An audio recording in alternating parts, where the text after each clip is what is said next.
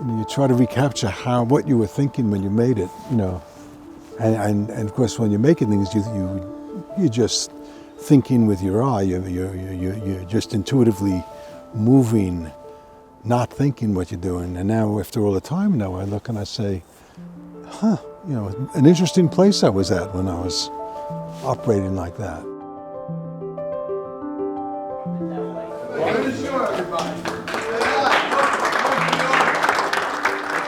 My wife saw this. Pleased to meet you.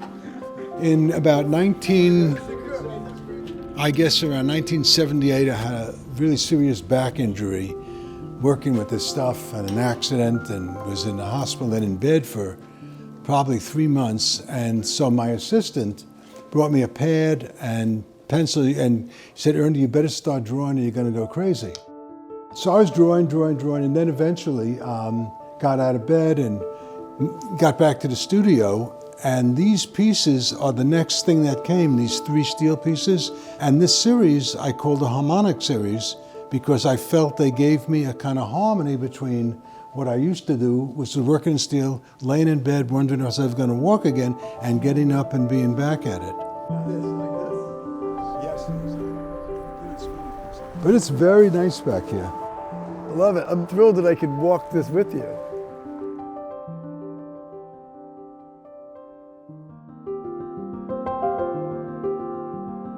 That's why looking back at this is like looking back in time and place at a moment, that I made that, and I look at it now, and it's like I'm glad I made that, is what I feel.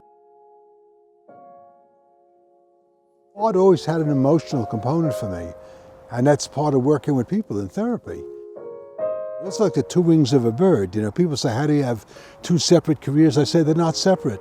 They're both about transformation. In art, you're working with transforming, say, steel or paper or wood or whatever. And with people, you're helping them transport the way they feel, the way they see, the way they understand the universe, the way they connect.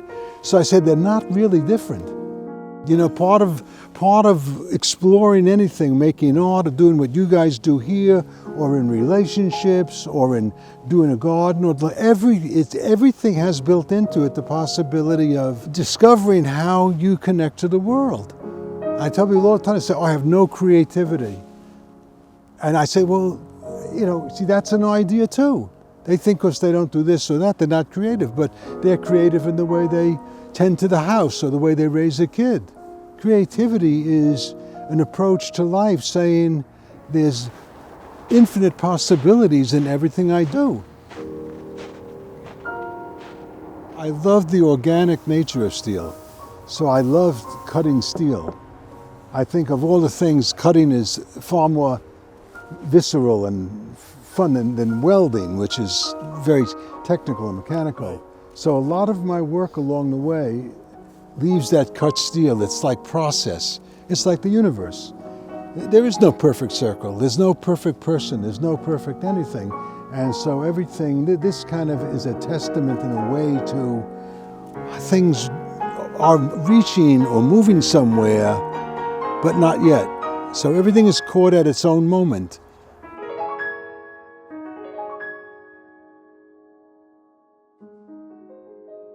There are a lot of pieces I worked in clusters, 3 pieces. Yeah, 3 is great. And they relate to each other across.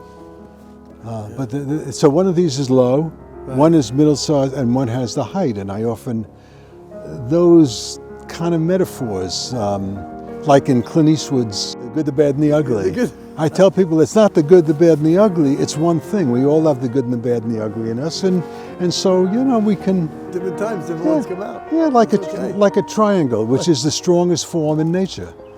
Right? Exactly. Yeah. They look kind of interesting, broken. Everything comes apart in time, including us, including the universe and stars and galaxies. So when I look at these sculptures now, on one level I see them as broken down, not as I intended them to be, but who the hell am I to intend what they're supposed to be now?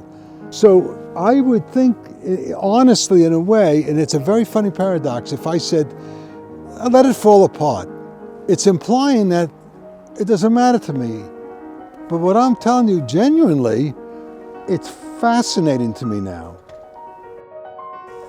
You know, you don't usually say, let's straighten them all up. You say, this is part of like the process of their death and dying. This is what happens. Things fall out of rhyme and out of balance. So when I look at it now, I mean, I swear I'd say, well, we could change it all to make it look like new, or you can leave it and I'll retitle it.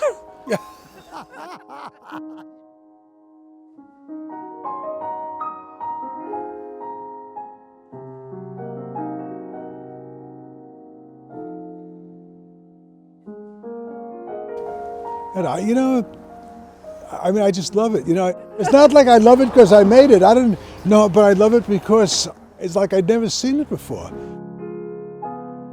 When I think back, I think the thing about it, I can't believe I used to be able to cut closed form through closed form dimensionally, how they would pass and how to mark it, you know. Right. And I had it in my head got it. Now it's foreign to me.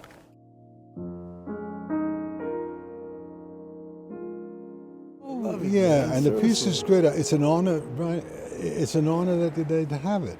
Thank you. Because that's what the work does. Thanks, dude. Really. Appreciate it, man.